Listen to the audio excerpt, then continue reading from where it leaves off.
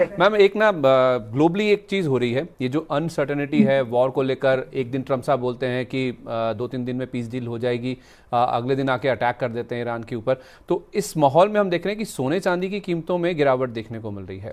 ये जो एआई को लेकर करेक्शन शुरू हुआ है, उसके साथ साथ सोना चांदी भी करेक्ट हो रहे हैं। तो उसका इम्पैक्ट आप देखिए, कई दिनों की आप देखिए कंसोलिडेशन के बाद या फिर अच्छे अपमूव के बाद अब मन्नापुरम मुथूट के ऊपर उसका इम्पैक्ट दिखने लगा है। तो ये जो गोल्ड फाइनेंसिंग वाली कंपनीज हैं या फिर सिल्वर के प्राइजेस का हिंदुस्तान जिंक पर इम्पैक्ट दिख रहा है। एक बैक ऑफ द माइंड ये भी बातें चल रही कि सरकार ओएफएस में 2% हिस्सा बेच सकती है।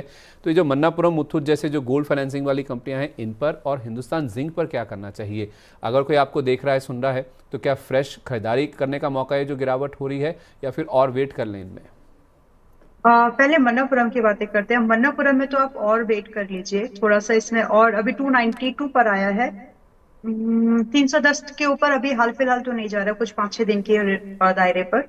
लेकिन डिस्काउंट में इन्वेस्टमेंट जरूर प्लान कर सकते हैं आप, रेंजिंग फ्रॉम 270 टू 80। 200 दिन के मूविंग एवरेज के आसपास होगा उस समय, बहुत ज्यादा डिक्लाइन वहां से अमूमन नहीं आता है। तो वहां पर आप अपनी इन्वेस्टमेंट प्लान करिए। हम बात कर रहे हैं आपसे 4-5% और गिरावट की, बस। फिर वहां पर आप अपनी इन्वेस्टमेंट प्लान कर सकते हैं। मन्नापुरम हमारी पहली रिकमेंडेशन में रहा है और बढ़िया चला है, मतलब अभी बढ़िया ही चला है वो वहां से, तो अच्छा ही खासा। तो अब जब आपकी दोबारा एंट्री आपको मिलेंगी, होल्ड करिएगा। ये भी इन्वेस्टमेंट ग्रेड का ही स्टॉक है। यहाँ पर आपके टारगेट 350 से 380 के, अगर मैं बिल्कुल ठीक ठीक इनको देख पा रही हूँ तो दिसंबर और मार्च तक आ जाने चाहिए।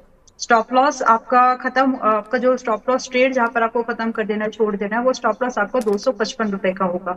जब तक 255 255 बचा हुआ है, आपकी एंट्री के साथ आप अपने ट्रेड को होल्ड करके चल सकते हैं।